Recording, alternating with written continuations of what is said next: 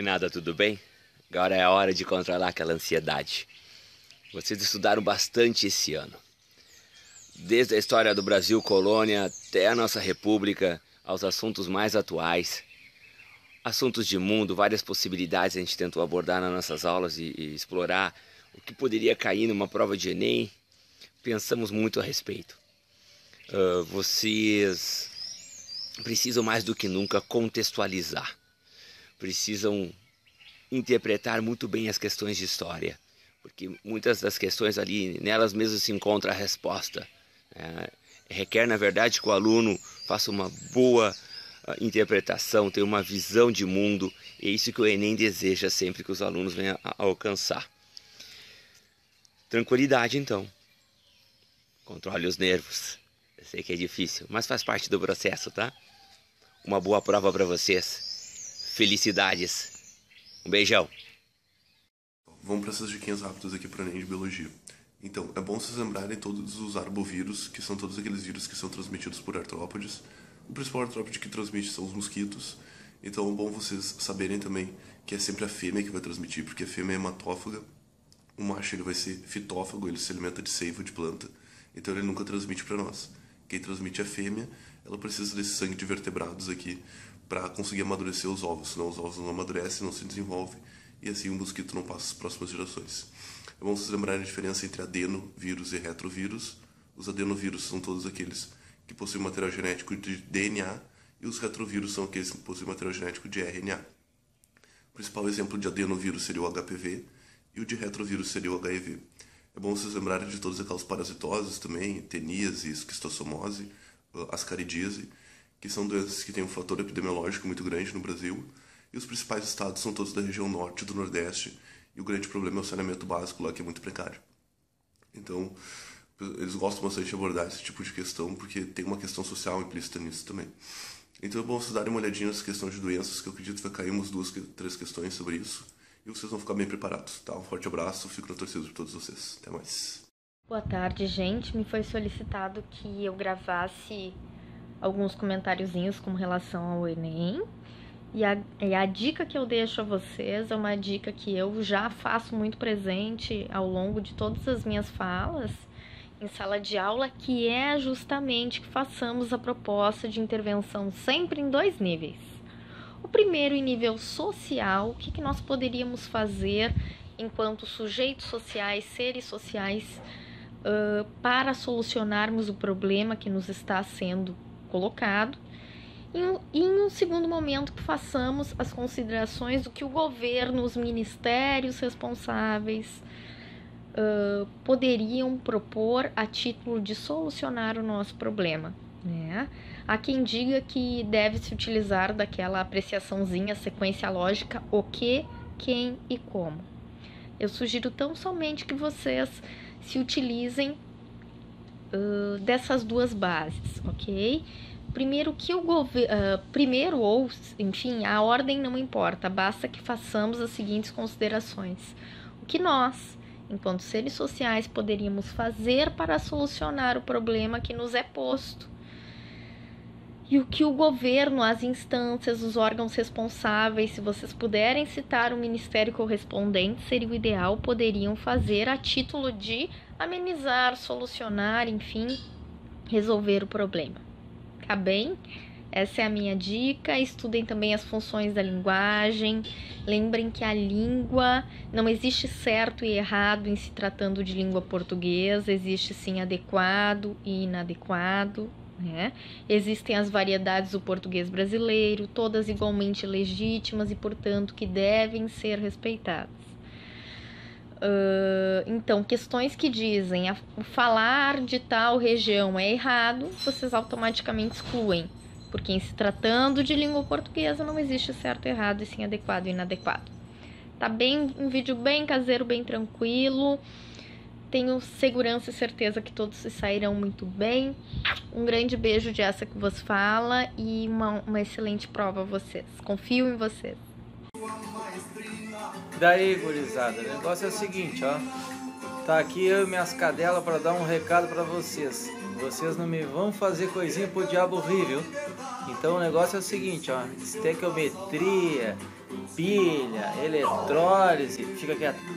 O diabo a 4, esquece esse negócio agora. O negócio agora até o dia da prova, ó, cabeção, é ficar esperto, ó. Descansa, relaxa um pouco, vivente. Dá um tempo pra ti, não te atrasa, fica com Deus, com a certeza de que essa gauchada toda tá com vocês, viu? E que vocês estão por dentro desses negócios tudo aí. Tá certo? Um beijo bem grande para todos vocês aí e uma boa prova, galera. Um abraço do tamanho do Rio Grande. O que é, cadela? Vem cá, vamos aparecer ali. Olha aqui. Olha lá. Bom Enem. Essa aqui é a Chimbica. Mandando um bom Enem pra vocês. E essa aqui, vem aqui, guri. E essa aqui é a Lilica. Oi, Lilica. Bom Enem pra vocês. Abraço, gurizada. Tchau.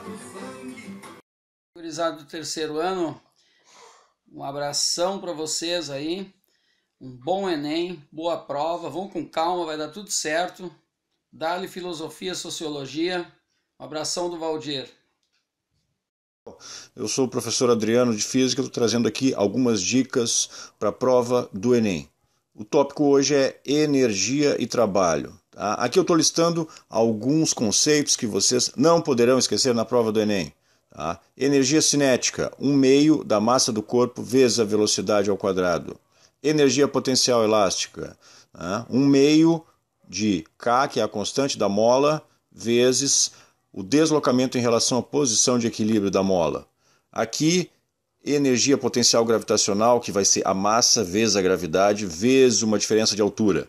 Tá? Como a gente viu em algumas questões do Enem que foram abordadas em aula, o trabalho igual à variação da energia cinética. Muitas vezes apenas essa fórmula é necessária para que vocês consigam chegar no resultado na alternativa correta. Sempre lembrando que o trabalho vai ser a força vezes uma variação na posição aqui, tá? Lembrando que a força e essa variação na posição, o deslocamento, ela vai estar na mesma direção e no mesmo sentido. Tá? Se o trabalho envolver uma variação de temperatura, como eu tenho aqui um delta θ, em que θ é a variação, θ é a temperatura, então eu tenho delta θ, uma variação na temperatura, o calor vai ser a massa vezes o calor específico vezes essa variação. Então tem que lembrar disso. Tá? Outra coisa, todas as unidades aqui estão em Joule, então todas elas são intercambiáveis. Tá? Energias transformando em trabalhos, transformando em calor. Tá? Outra coisa importante, movimento uniformemente variado. Lembrar da equação de Torricelli, velocidade ao quadrado, velocidade inicial ao quadrado, mais 2 vezes a aceleração, vezes o deslocamento. No movimento uniformemente variado, a velocidade média pode ser igualada à velocidade final mais a velocidade inicial sobre 2. Então, o deslocamento vai ser essa velocidade média vezes um determinado tempo, o tempo que levou para executar aquele movimento. Então tá, gente, era isso. Boa prova. Pessoal, quero desejar para vocês uma ótima prova de Enem, com a certeza de que vocês estão muito mais bem preparados do que a média dos candidatos que concorrerão com vocês pelo Brasil afora. Façam com tranquilidade, dentro do possível, porque a prova tem um tempo apertado, e não esqueçam de dormir bem de sexta para sábado e de sábado para domingo. Guarda a festa para comemorar depois que sair bem no Enem. Beijinho para vocês. Hi everyone, no, I'm not in London, I wish I were, but I'm not. I'm here in Porto Alegre and I'm recording this video especially for you, because I know you are going to do the Enem test during this weekend. So I'd like to give you some tips for this moment? Well, the first tip I'd like to give you is about the reading, about the ENEM as a whole. The whole test can be a little bit tiring because there are many questions and you have to read a lot. So read all of them, read one by one, very calmly, stop sometimes, take a breathe, take a look at the window if you have a window, because it's a very good idea to look at the window. Look at my window, okay? It's beautiful, isn't it? I always like to look through the window to think about something. So for some minutes, take a break, okay? Take your time, and then go back to the questions, go back to your reading in order to finish the test, okay? Relating to the English part of the ENEM test, there are 5 questions. They are not that difficult. If you want to be prepared for these 5 questions, my tip is read a lot. Read comics, read texts, read the text of your English book, read the Phantom of the Opera. You have a book at home. Read it. The more vocabulary you have, the more prepared you are for the ENEM test, okay? Of course, I'm not going to be there with you, but in my thoughts and in my heart, I will be there with you, okay? Because I love you and I wish you all success and good luck during this moment of your life. Bye-bye. You are going to be a success. And now I'm going to show you a little bit more of my sunset because I love it. And it's a present for you. Okay, people? Bye-bye. Have a great ENEM test. See you.